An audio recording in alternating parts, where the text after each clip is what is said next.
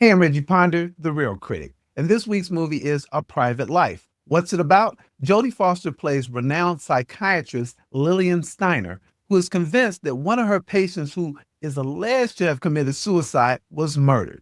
Foster decides to investigate, learning as much and even more about herself as the victim. Who's in it? Jodie Foster, Daniel Auteuil, Racine Efira, Matu Almalik, and Vincent Lacoste. What's to like?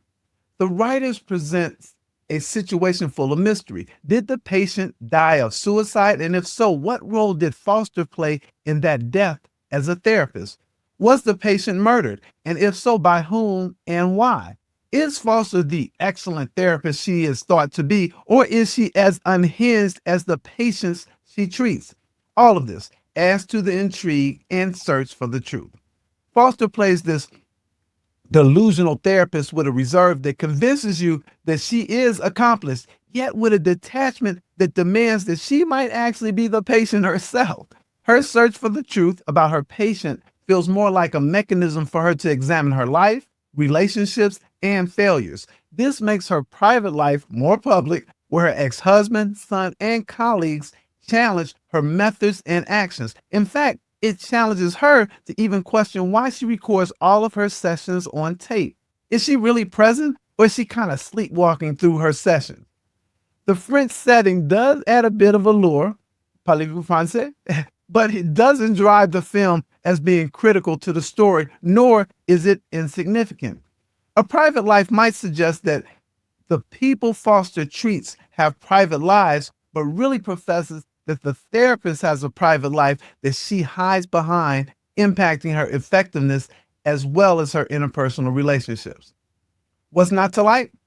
There were some sequences that referenced Nazis and ex-lovers and some other life, and they added more confusion to the scenario than clarity. In a sense, it touched on Foster's fears. In another, it suggested a vague historical connection that I was unable to reconcile. And in another, it said something about love and sexuality.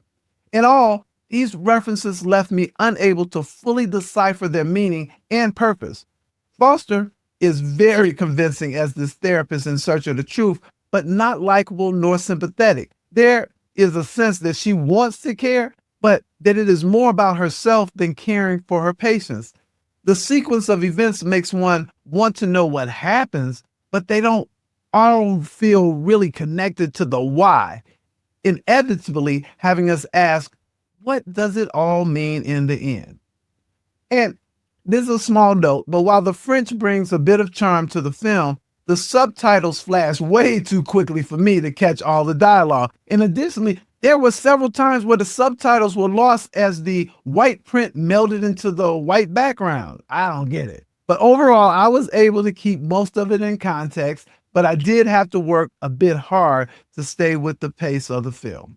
My rating: Foster brings depth to a life that is private, pulls the curtain, making that life public, but fails to make the unveiling a show worth remembering. I'm giving this one 2 reels out of 4. I'm on most social media as The Real Critic, that's REEL, and I'll see you next time.